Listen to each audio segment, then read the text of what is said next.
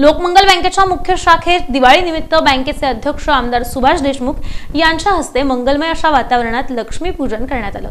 सोलापूर शहर परिसरात सर्वत्र लक्ष्मी पूजन मोठ्या भक्तिभावानं पार पडलं।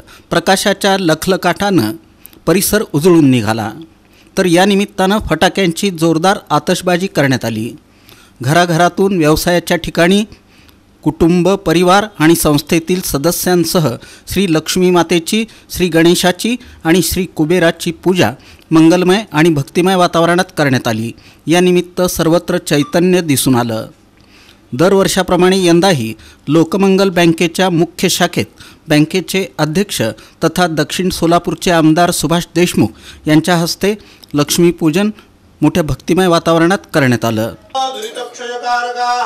उदयोपाद्यं समर्पयामि, पंचामृत स्नानं समर्पयामि। महाकाली, महालक्ष्मी, महासरस्वती, त्रिगुणात्मिक जगदंबा, राजराजेश्वरी, कुमकुमकेश्वरा, वीरे जनितो मुकुट शोभेतो वरा, रणधुनतेनो पुरी चरणी गागरिया।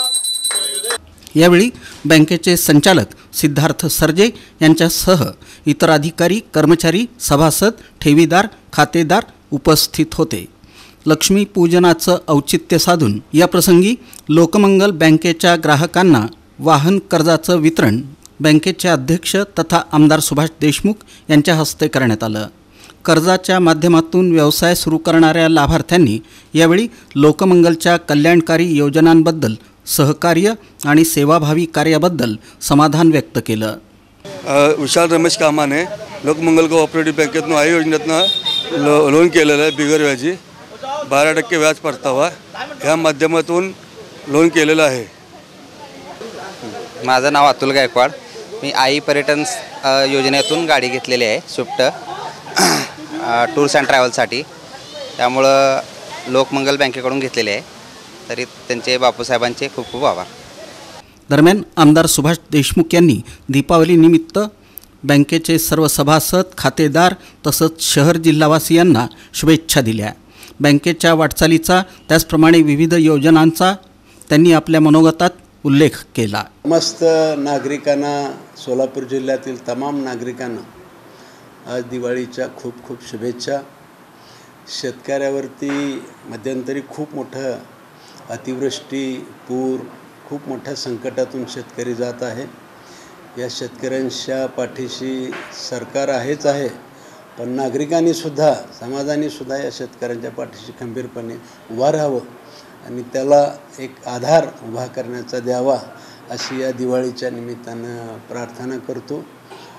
आता बँकेच्या पूजेसाठी मी आलो होतो। 28 वर्ष होऊन गेली या बँकेला आहे। समाजामध्ये विश्वास निर्माण करण्याचा प्रयत्न ही बँक करत आहे।